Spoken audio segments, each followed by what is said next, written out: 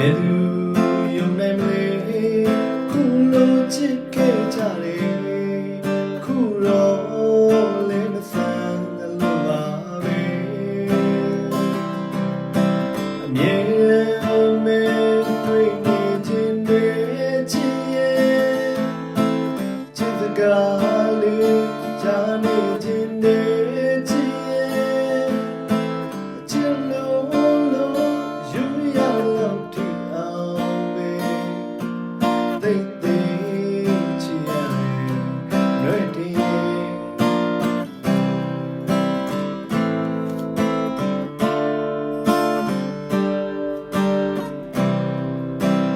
လွယ်